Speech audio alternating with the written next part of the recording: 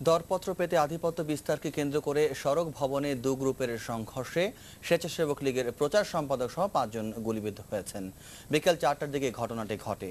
প্রত্যক্ষদর্শী এক ঠিকাদার গোলাম আজম মাসুম জানান, বেশ কয়েকটি মোটরসাইকেল ও প্রাইভেট কারে করে শ্রমিক লীগের নেতা কামাল উদ্দিনের পক্ষে একদল সন্ত্রাসী সড়ক ভবনে ঢুকে এলোপাথারি গুলি চালাতে থাকে।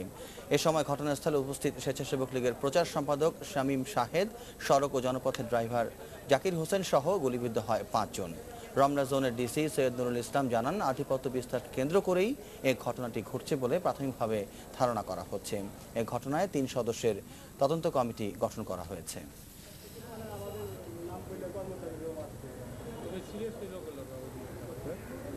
১০-১৫ জন ছেলেরা অতর্কিত এলোপাথারি ১৫-২০ জন গোলাগুলি শুরু করছে, মানে এলোপাথারি গুলি করতেছে। তো আমরা সবাই কিংকর্তব্য বিমূঢ়, যে যার জীবন বাঁচানোর জন্য কেউ টেবিলের তলে, চেয়ারের তলে, যেভাবে সেভ হয়েছে, এর মধ্যে দিয়েই ৫-৭ জন গুলিবিদ্ধ হয়ে গেছে। যে জায়গা সুপ্রিম কোর্টের একটা অংশ রোডসাইড হাইওয়ে এবং সেখানে পুলিশও থাকে একটা অংশ, তারা অনায়াসে দিব্যি বীরের মতো চলে গেল। এখানে ঠিকাদারদের দুইটা গ্রুপ, এই দুইটা গ্রুপের ভিতরে গুলি বিনিময় হয়েছে এবং ৫ জন আহত হয়েছে যাবৎকাল আমরা পেয়েছি। কেন হয়েছে এটা?